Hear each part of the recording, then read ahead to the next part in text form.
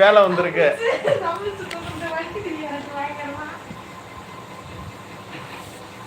வணக்கம் வணக்கம் வணக்கம் வணக்கம் வணக்கம் வணக்கம் வணக்கம் எல்லாருக்கும் வணக்கம். வாங்க, முருகனை இதயத்தை கொடுக்குறாரு, 4 இதயம் கொடுக்குறாரு பாருங்க, வாரி வாரி கொடுக்குறாரு. நீங்கள் உங்கள் அன்னைக்கு தான் இதயத்தை கொடுக்குறீங்க. வணக்கம், வாங்க. கஞ்சி கிடைக்குமா? வாங்க வாங்க. கஞ்சி என்ன, நீங்கள் என்ன ஆசைப்படுறீங்களோ உங்கள் அண்ணியை வந்து எல்லாமே வந்து சொல்லி வச்சுருக்காங்க. திவ்யாவை வந்து வந்துடுச்சுனாக்கா கக்க போ, நன்கு கவனிக்க வேண்டும்னுட்டாங்க. அதுக்கப்புறம் வந்து இங்கே வர வேண்டியதுதான். கஞ்சியா அப்படின்றாங்க. நம்ம அப்பப்போ வந்து டெய்லி சாப்பாடு இட்லி தோசைன்னு சாப்பிட்றோம்ல, இது கொஞ்சம் வெரைட்டியாக இருக்கும். நாங்கள் சாப்பிடுவோம் முருகண்ணா. அதாவது என்ன கஞ்சினாக்கா, நம்ம சாதம் வடிக்கிறாங்கல்ல, அந்த வடிக்கும் போதே வந்து என்ன பண்ணுவீங்க, அந்த தண்ணி, அந்த வடி தண்ணியை பிடிச்சி அதில் கொஞ்சம் சாதத்தை போட்டு ஊருக்கா தொட்டுட்டு சாப்பிடுவோம். சூப்பராக இருக்கும். பசி ஓரளவு மறுத்து போயிடும். நம்ம ஓவராக பசி இருந்தால் சாப்பாடு வடிக்கும் போது அந்த கஞ்சி நீங்கன்னா சாப்பிட்டு பாருங்க.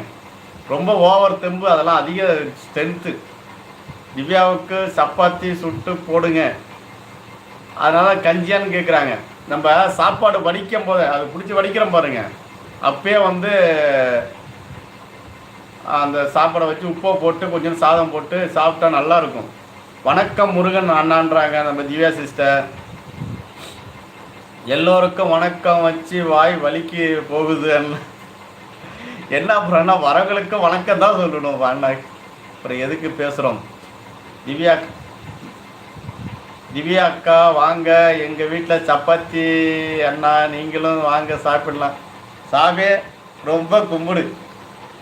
எனக்கு எங்கள் திவ்யா அம்மா வந்து மாவு எடுத்துகிட்டு வரேன், அன்னைக்கு மட்டும் சப்பாத்தி சாப்பிடுவேன். எங்களுக்கு வந்து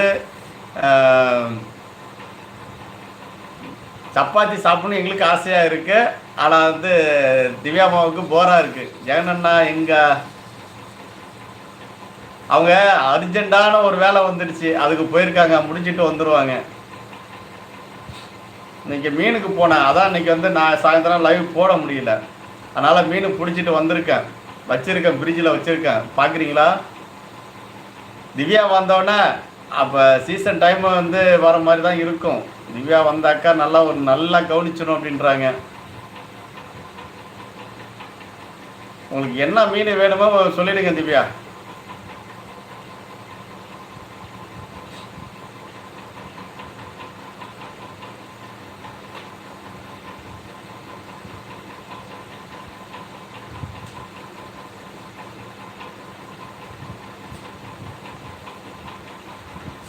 ஐயோ முருகன் சாமி, என்னை விட்டு விடுங்க, நான் வரமாட்டேன் சப்பாத்திக்கு, எனக்கு ரொம்ப தூரம்ன்றாங்க.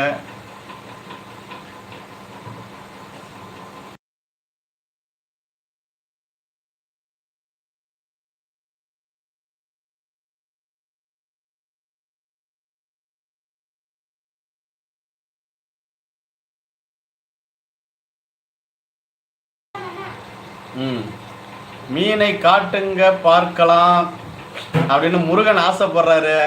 மீனை காட்டினாக்கா பாவம் திவ்யா ரொம்ப வந்து பாவமாக இருக்குது. அண்ணா ஜாமீன் கிடைக்குமா? எங்கள் தேடியும் கிடைக்கல, உங்கள் கிட்ட இருக்குன்னு சொன்னாங்க.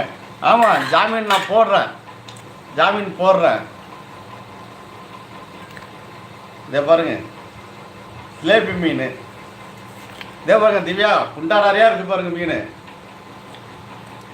பார்த்தீங்களா? எல்லாம் மீன் தான்.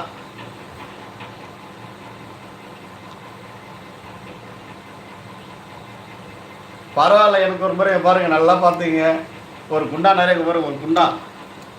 இது எப்படியும் ஒரு 2 கிலோவுக்கு மேலே இருக்கும், 2 கிலோவுக்கு மேலே தான் இருக்கும். வெறும் ஜிலேபி மீன். எனக்கு ஜாமீன் வேணும். ஜாமீன் நான் போடுறேன். எங்கே வந்து ஜாமீன் போடுறது சொல்லுங்கள். சிலேபி பாருங்க, பெரிய பெரிய சிலேபிலாம் ஏரி மீன். இதெல்லாம் வீரான ஏரியிலேருந்து பிடிச்சது.